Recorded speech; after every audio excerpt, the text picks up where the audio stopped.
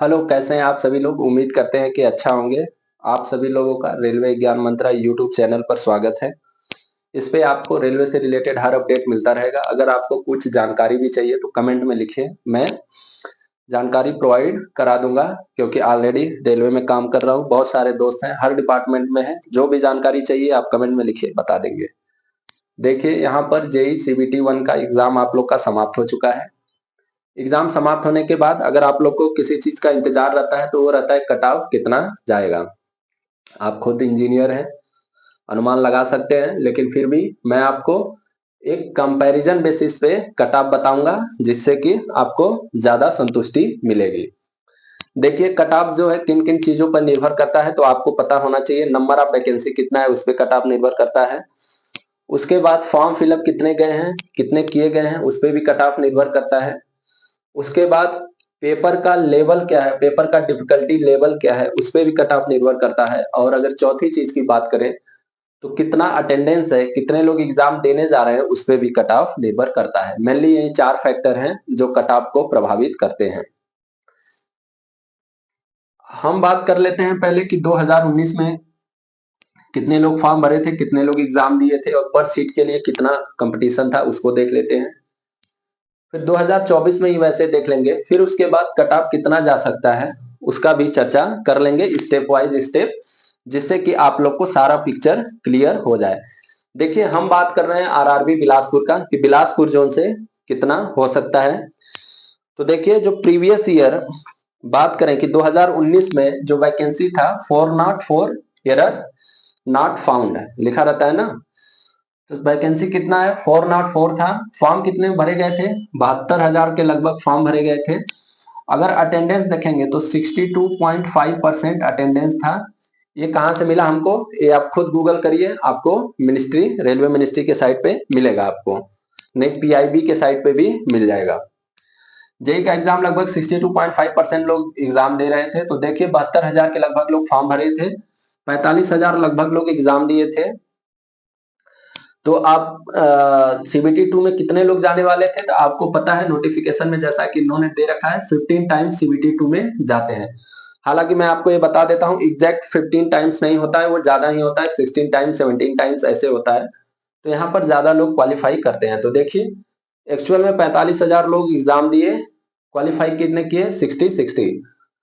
देखिए, आप यहाँ से नहीं निकाला करिए, ठीक है, कि पर सीट पे कितना क्या है, पर सीट पे कितना फाइट है, कितना कंपटीशन है, वो यहाँ से अंदाजा नहीं मिलता है। यहाँ से आपको बहुत बड़ा नंबर नजर आएगा, जिससे आप लोग डर जाते हैं। आपको भी पता है कि जितने लोग फॉर्म भरने जाते हैं उतने एग्जाम नहीं देते हैं। कुछ का फॉर्म रिजेक्ट होता है, कुछ का फॉर्म इनवैलिड हो जाता है, कुछ तो एग्जाम छोड़ देते हैं, जैसे कि आप ही लोग देख रहे हैं 72 में से 45,000 ही दिए एग्जाम। तो यहाँ से आपको कंपटीशन का लेवल पता चलेगा। देखिए, अगर आप यहाँ पर रेशियो निकालेंगे कि 45,000 में से 60 बंदे सिलेक्ट हो रहे हैं सीबीटी 2 के लिए, तो यहाँ से आपको ये पता चलेगा कि प्रत्येक 8 में से एक कैंडिडेट जो है, प्रत्येक out of 8 candidate, 1 candidate is selected for CBT 2। यानी प्रत्येक 8 में से एक बच्चा जो है वो सीबीटी 2 के लिए क्वालिफाई हो रहा है। यही बात कर लेते हैं 2024 में क्या है। तो देखिए, वैकेंसी है 472। फॉर्म जो फिलअप किए गए हैं वो 50,353 के लगभग फॉर्म फिलअप किए गए हैं।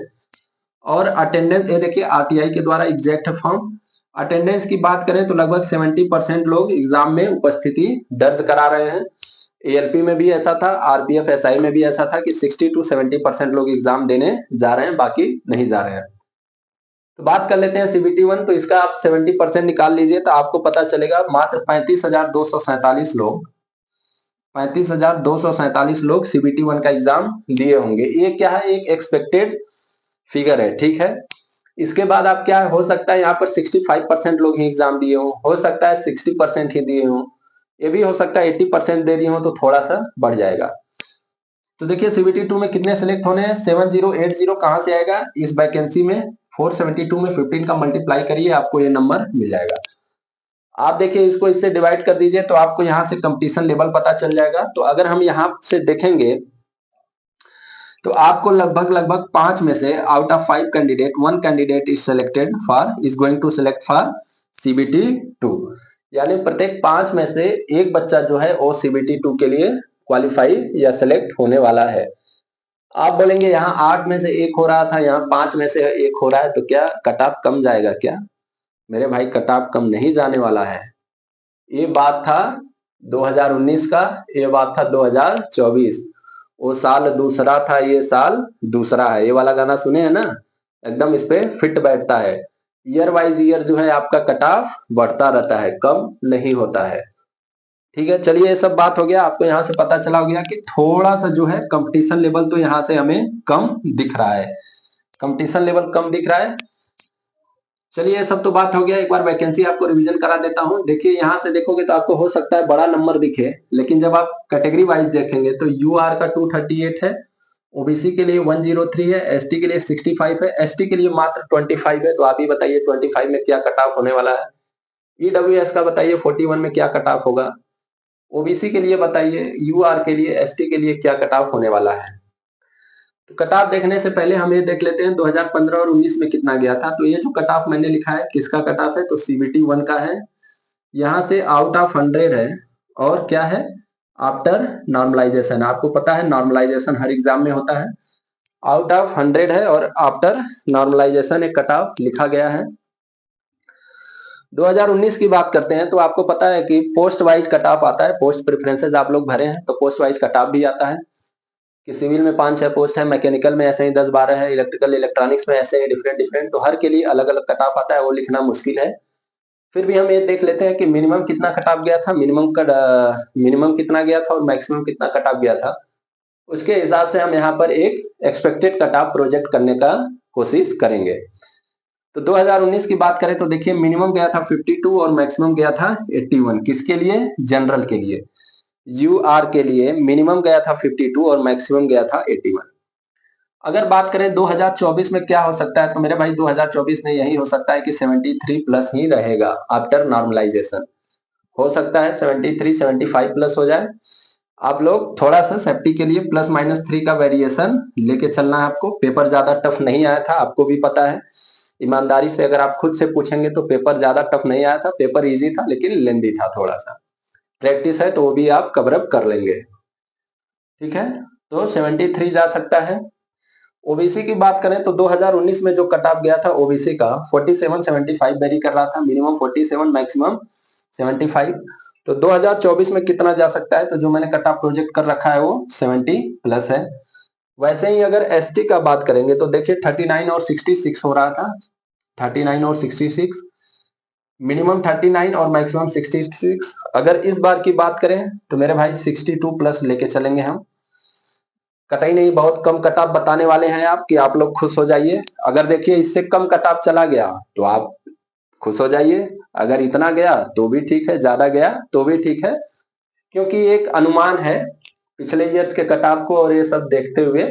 बाकी एग्जैक्ट कट ऑफ तो सीबीटी 1 का ऑफिशियल रिजल्ट आने के बाद ही पता चलेगा।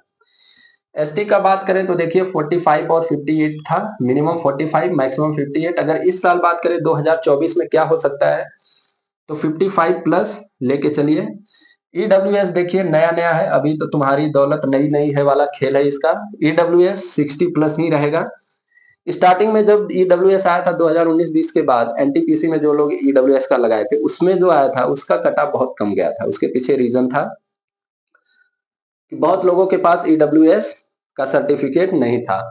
अभी तो अगर आप देखेंगे तो जितने भी जनरल के बंदे हैं, हमें तो लग रहा है 80% लोगों के पास ईडब्ल्यूएस सर्टिफिकेट लेके घूम रहे हैं। तो देखिए क्या ईडब्ल्यूएस का भी कट ऑफ कम नहीं जाने वाला है, वैकेंसी भी 41 ही है।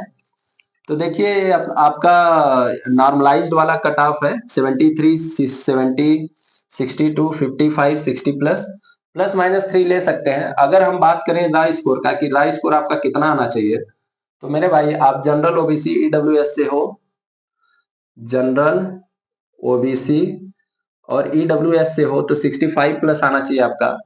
एससी से हो तो 60 प्लस लेके चलो और एसटी से हो तो 55 प्लस लेके चलो। अगर आपका राय स्कोर इतना आ रहा है तो आप सीबीटी 2 के लिए सेफ हो सकते हैं। बाकी देखिए ऐसा नहीं है कि इससे कम आएगा तो आप सेलेक्ट नहीं हो सकता है कि जैसे आपने पोस्ट प्रेफरेंसेज, आप कितने पोस्ट के लिए एलिजिबल है, तो हो सकता है कि आप 15 पोस्ट के लिए एलिजिबल है, लेकिन ये आप इसको समझिए कट ऑफ का 15 पोस्ट के लिए एलिजिबल है। हो सकता है आपका इससे कम नंबर आ जाए, हो सकता है आप सिर्फ 2 पोस्ट के लिए एलिजिबल रह जाएं, जो सबसे कम कट ऑफ गया उसके लिए एलिजिबल रह जाए। हो सकता है 4 पोस्ट के लिए एलिजिबल रहे, ज्यादा नंबर आ जाएगा तो हो सकता है सारे पोस्ट के लिए एलिजिबल हो जाए।